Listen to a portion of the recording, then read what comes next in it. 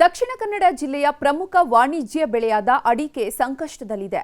ಅತಿಯಾದ ಮಳೆಯಿಂದ ಅಡಿಕೆ, ತೆಂಗು ಮತ್ತು ಕಾಳು ಮೆಣಸು ಬೆಳೆಗಳು ಹಲವು ರೋಗಗಳಿಗೆ ತುತ್ತಾಗಿ ನಷ್ಟವಾಗಿದೆ. ಸರ್ಕಾರ ತಕ್ಷಣವೇ ಮಧ್ಯಪ್ರವೇಶಿಸಿ ಕೇರಳ ಮಾದರಿಯಲ್ಲಿ ನಷ್ಟ ಪರಿಹಾರ ಘೋಷಿಸಬೇಕು ಅಂತ ಕೃಷಿಕ ಸಮಾಜ ಒತ್ತಾಯಿಸಿದೆ.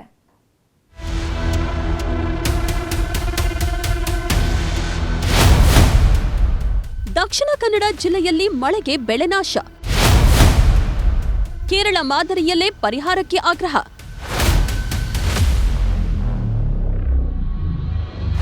ದಕ್ಷಿಣ ಕನ್ನಡ ಜಿಲ್ಲೆಯಲ್ಲಿ ಈ ಬಾರಿ ಸರಾಸರಿ 4,000ದಿಂದ 5,000 ಮಿಲಿಮೀಟರ್ ಮಳೆಯಾಗಿದೆ. ಮೇ ತಿಂಗಳಲ್ಲಿ ಆರಂಭವಾದ ಮಳೆ ಈವರೆಗೂ ಸುರಿಯುತ್ತಿದ್ದು ಜಿಲ್ಲೆಯಲ್ಲಿ ಅತಿವೃಷ್ಟಿಯಾಗಿದೆ. ಬೆಳ್ತಂಗಡಿ, ಕಡಬ, ಪುತ್ತೂರು, ಸುಳ್ಯ, ಬಂಟ್ವಾಳ ತಾಲೂಕಿನ ರೈತಾಪಿ ವರ್ಗ ಕುಂಭದ್ರೋಣ ಮಳೆಯಿಂದ ಆರ್ಥಿಕ ಹೊಡೆತ ಅನುಭವಿಸುತ್ತಿದ್ದಾರೆ.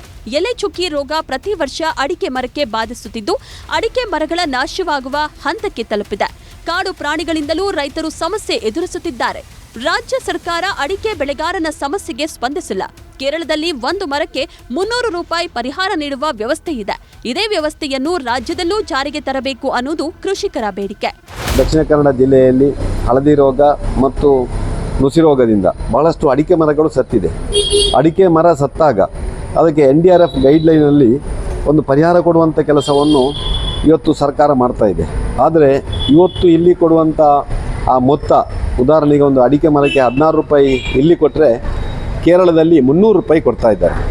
ನಾನು ಹೇಳುವಂಥದ್ದು, ಕೇರಳ ಮಾದರಿಯಲ್ಲಿ ಇಲ್ಲಿ ಕೂಡ ಅಡಿಕೆ ಮರ, ತೆಂಗಿನ ಮರ ಮತ್ತು ಕಾಳುಮೆಣಸು ಯಾವುದೇ ಒಂದು ಕೃಷಿ ಉತ್ಪನ್ನಗಳಿರಲಿ, ಇದಕ್ಕೆ ಆ ಮಾನದಂಡದಲ್ಲಿ ಕೊಡಬೇಕು ಎನ್ನುವಂಥ ಒತ್ತಾಯವನ್ನು ಕೂಡ ಈ ಸಂದರ್ಭದಲ್ಲಿ ಮಾಡ್ತಾ ಇದ್ದಾರೆ. ಇನ್ನು 2018ರಲ್ಲಿ ರಾಜ್ಯ ಸರ್ಕಾರ ಅಡಿಕೆಗೆ ಕೊಳೆ ರೋಗ ಬಂದಾಗ ಪರಿಹಾರ ನೀಡಿ ಉತ್ತಮ ಕೆಲಸ ಮಾಡಿತ್ತು. ಈ ವರ್ಷ ಕೂಡ ಅದೇ ರೀತಿಯ ಕೊಳೆ ರೋಗದಿಂದ ಹಾನಿಯಾದ ಅಡಿಕೆ ಬೆಳೆಗಾರನಿಗೆ ಪರಿಹಾರ ನೀಡಬೇಕು. ಬೆಳೆ ವಿಮಾ ಮೊತ್ತವನ್ನ ಹೆಚ್ಚಿಸುವ ನೆಲೆಯಲ್ಲಿ ಸರ್ಕಾರ ಟರ್ಮ್ ಶೀಟ್ ಬದಲಾಯಿಸಬೇಕು ಅನ್ನೋ ಒತ್ತಾಯವೂ ಕೇಳಿಬಂದಿದೆ. 80% ನಮ್ಮ ಈ ಜಿಲ್ಲೆಯಲ್ಲಿ ಅಡಿಕೆ ನಾಶ ಆಗಿದೆ. ಇದರಿಂದ ಎಲ್ಲ ವರ್ಗದವರಿಗೂ ಕೂಡ ಹೊಡೆತ ಬಿದ್ದಿದೆ. ವಿಶೇಷವಾಗಿ ಕೂಲಿ ಕಾರ್ಮಿಕರಿಗೂ ಕೂಡ ದೊಡ್ಡ ಮಟ್ಟದ ಹೊಡೆತ ಬಿದ್ದಿದೆ. ಆದ್ದರಿಂದ ನಾವು ಈ ಹೊತ್ತಿಗೆ ಸರ್ಕಾರಕ್ಕೆ ವಿಶೇಷವಾದ ಮನವಿಯನ್ನು ಮಾಡುತ್ತಾ ನಮ್ಮ ದಕ್ಷಿಣ ಕನ್ನಡ ಜಿಲ್ಲೆಯ ಅಡಿಕೆ ಬೆಳೆಗಾರರಿಗೆ ವಿಶೇಷವಾದಂಥ ಒಂದು ಪ್ಯಾಕೇಜನ್ನು ನೀಡಬೇಕೆನ್ನುವಂಥ ಒಂದು ದೊಡ್ಡ ಮಟ್ಟದ ಒತ್ತಾಯವನ್ನು ಮಾಡ್ತಾ ಇದ್ದೇವೆ. ಒಟ್ಟಿನಲ್ಲಿ ಹಳದಿ ರೋಗ ವ್ಯಾಪಕವಾಗಿ ಹರಡುತ್ತಿದೆ. ಅದಕ್ಕೆ ಕೇಂದ್ರ ಸರ್ಕಾರ ಮಾಡಿದ 37 ಕೋಟಿ ಅನುದಾನಕ್ಕೆ ರಾಜ್ಯವು ಅನುದಾನ ಜೋಡಿಸಿ ರೈತರಿಗೆ ಪರಿಹಾರ ನೀಡಬೇಕಿದೆ. ಹಾಗೆಯೇ ಪರ್ಯಾಯ ಬೆಳೆಗೆ ಅನುವು ಮಾಡಿಕೊಡಬೇಕು ಅನ್ನೋ ಒತ್ತಾಯವೂ ಕೇಳಿಬಂದಿದೆ. ಅಜಿತ್ ಕುಮಾರ್, ನ್ಯೂಸ್ 18, ಪುತ್ತೂರು.